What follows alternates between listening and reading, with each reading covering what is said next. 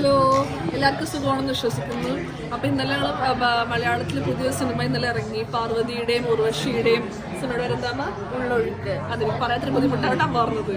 അപ്പോൾ കുറേ നാളുകളായിട്ട് മലയാളത്തിൽ അത്രയും ഒരു ഡെപ്തുള്ളൊരു കഥയുള്ളൊരു മൂവിയാണ് വന്നേക്കുന്നത്.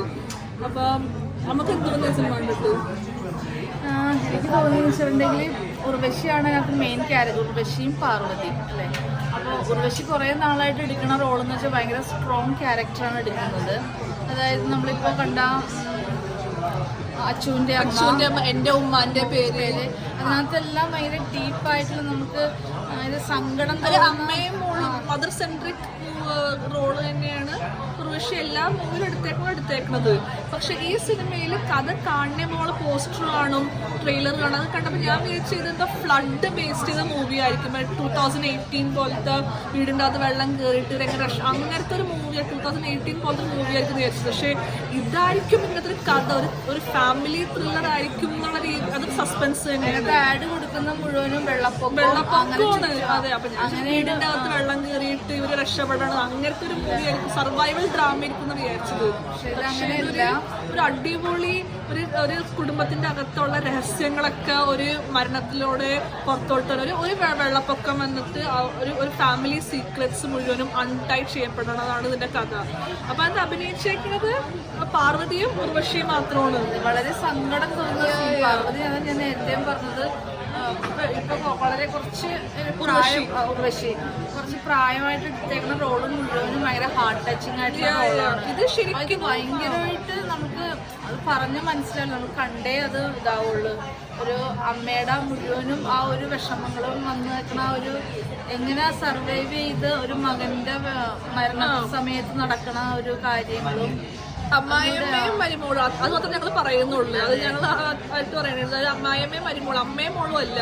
പക്ഷെ ഡിക്റ്റോ എൻ്റെ ഉമ്മാൻ്റെ പേര് അച്ഛൻ്റെ അമ്മ പോലത്തെ ഒരു വേഷമാണ് ഉർവശിനകത്ത് എടുത്തേക്കുന്നത്. പക്ഷെ അതിനകത്ത് പറയാൻ കാണിക്കുന്നത് കോമഡി ഒന്നുമില്ല. ഈ സിനിമയിൽ കോമഡി ഒന്നുമില്ല, ഫുൾ ത്രില്ലർ. അതായത് ഒരു സീൻ പോലും ഈ മൂവിയിൽ ഭയങ്കര ലാഗ് അടിക്കുക അങ്ങനെ ഒന്നുമില്ല. സിനിമ പിക്ചർ ചെയ്തേക്കുന്നത് വളരെ അടിപൊളിയായിട്ടാണ്, ഒരു ലാഗ് ഇല്ലാതെ. അത് ത്രില്ലർ എന്ന് പറഞ്ഞു കഴിഞ്ഞാൽ ഓരോരോ സസ്പെൻസ് ആയിട്ടാണ് പൊട്ടണത്. ആദ്യം നമ്മളെ ഇതായിരിക്കും ഇതിൻ്റെ കഥ, ഇതായിരിക്കും ഇതിൻ്റെ സസ്പെൻസ്.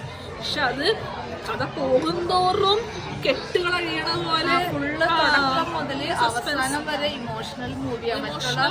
ഒന്നുമില്ല. പിന്നെ അവസാനം ക്ലൈമാക്സ് നന്നായിട്ടുണ്ട്. നമ്മൾ വിചാരിക്കും വേറൊരു ലെവലിലെ ക്ലൈമാക്സ് പോകും, ഒരു ബോറിങ് വരുമെന്ന് തോന്നും. പക്ഷെ ഉർവശിയുടെ ആ ഒരു സ്റ്റൈലും കാര്യങ്ങളും എന്താ പറയുക, മെച്യൂരിറ്റിയും കാണിക്കുന്ന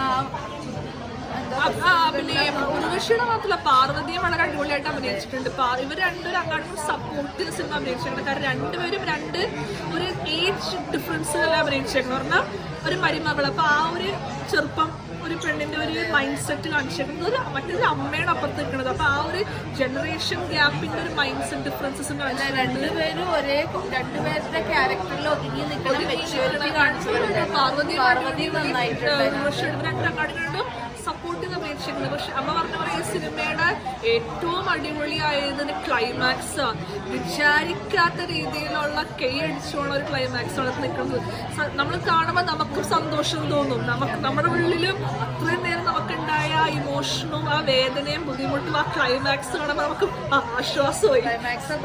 അതെ, പാർവതിയുടെ അച്ഛനായിട്ട് അഭിനയിക്കുന്ന ആള്, അതിന്റെ പേര് ഞാൻ പറഞ്ഞു, പാർവതിയുടെ അച്ഛനാണ് കുറെ സിനിമയിൽ അഭിനയിക്കുന്ന ആള്. അദ്ദേഹമൊക്കെ എല്ലാവരും വളരെ ചെറിയൊരു മൂവിയാണിത്. ഒരു വീടിന്റെ അകത്തുള്ള 2 ദിവസം ഫാമിലി മൂവി, 2 ദിവസത്തെ ഒരു കഥ. ഒരു മരണം സംഭവിക്കണം, വെള്ളം ഇറങ്ങണം, അത്ര 2 ദിവസത്തെ ഒരു കഥ. അതിനകത്ത് വന്ന ഒരു ഫാമിലി സീക്രറ്റ്സ് ഒന്നുകൊണ്ട് അൺടൈ ചെയ്യണ കഥ. അപ്പൊ ഇതിന്റെ ഡയറക്ഷനൊക്കെ സൂപ്പറാണ്. കാരണം ഒരു ലാഗും ഇല്ല, അഭിനയം അടിപൊളി. ഒരു പല കാര്യങ്ങളും അവര് പിക്ചർ വഴി കാണിച്ചു തന്നെ. ഇപ്പൊ കുറെ സീനുകളിൽ ഇപ്പൊ പള്ളിയിൽ വെള്ളം ഇറങ്ങിയാലാണ് മറ്റേ അടക്കം ചെയ്യാൻ പറ്റുള്ളൂ. അതൊക്കെ അവർ പറയാതെ സീനിൽ കൂടി കാണിക്കണത്, വെള്ളം കെട്ടി നിൽക്കുന്നതും വെള്ളം കയറുന്നതൊക്കെ വളരെ അടിപൊളിയായിട്ട്. ഈ ഡയറക്ഷൻ സൂപ്പർ, ഡയലോഗ് സൂപ്പർ. കാരണം പല സീനുകളിലും ഇവർക്ക് പറയാനുള്ള കാര്യങ്ങൾ ഡയലോഗുകൾ ഇവരുടെ മുഖത്തെ ഭാവങ്ങളാണ് മാറി വരുന്നത്. ദേഷ്യം, സങ്കടം, നിസ്സായാവസ്ഥ, അപ്പൊ അതൊക്കെ ഡയലോഗ്, മറ്റേ ആ സെറ്റിങ്, അഭിനയം എല്ലാം കൊണ്ടും മലയാളത്തിൽ കുറെ നാളുകളായിട്ട് ഇങ്ങനത്തെ ഒരു സിനിമ വന്നിട്ടില്ല. വേറൊരു സ്റ്റൈലും പാട്ട് അങ്ങനെ കോമഡി അങ്ങനെ പാട്ട് അങ്ങനെ ഒരു അടിച്ചുപൊളി മൂവി അല്ലാത്ത ഒരു ഫാമിലി ഇമോഷണൽ ഇമോഷണൽ പറഞ്ഞാലും ഒരു ഇമോഷണൽ ഒരു അർത്ഥമുള്ള ഒരു കഥ, വളരെ ഒരു അർത്ഥമുള്ളൊരു നടക്കാൻ വളരെ സാധ്യതയുള്ള ഒരു കഥ. വളരെയധികം മിക്ക ആൾക്കാരുടെ ജീവിതത്തിലും നടക്കുന്ന ഒരു കഥയാണിത്. അപ്പൊ അങ്ങനെ ഒരു റിയാലിറ്റി ഉള്ള ഒരു അടിപൊളി movie. We recommend you all to watch it and we are sure you all will enjoy. It's a fabulous movie and that's a review from our side. Thank you. കൂടുതലൊന്നും റിവ്യൂ അതിനകത്ത് പറയാനില്ല, വളരെ short മൂവിയാണ്.